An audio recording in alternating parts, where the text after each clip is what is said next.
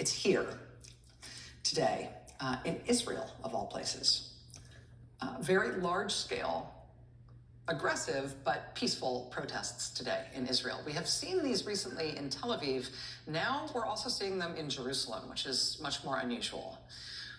And obviously, a lot of the signage and everything you see there is in Hebrew for obvious reasons. But if you look at what you can see in English, these are pretty dramatic messages. You see, for example, this on handmade signs and on T-shirts. Not Prime Minister, but Crime Minister.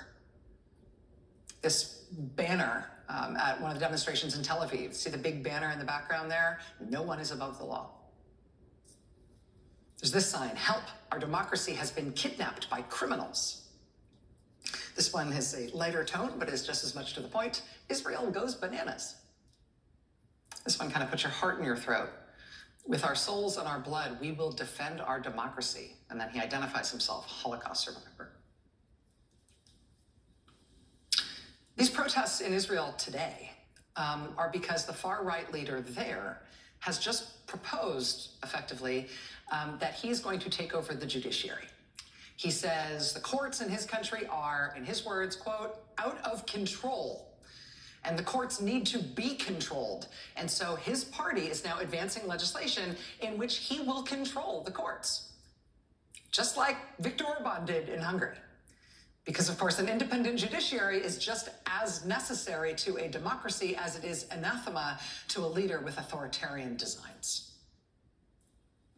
Now, the personal context here in Israel is that the prime minister who's trying to do this is personally facing serious corruption charges in the courts. So, of course, he thinks the courts are out of control and they must be brought under his purview. That's also why you see the protests saying things like crime minister and no one is above the law. They see the authoritarian would-be leader of Israel, right? They see that's their accusation. They see him as essentially moving to get rid of the independent judiciary in that country, both to consolidate his own power and to save himself from his own legal liability.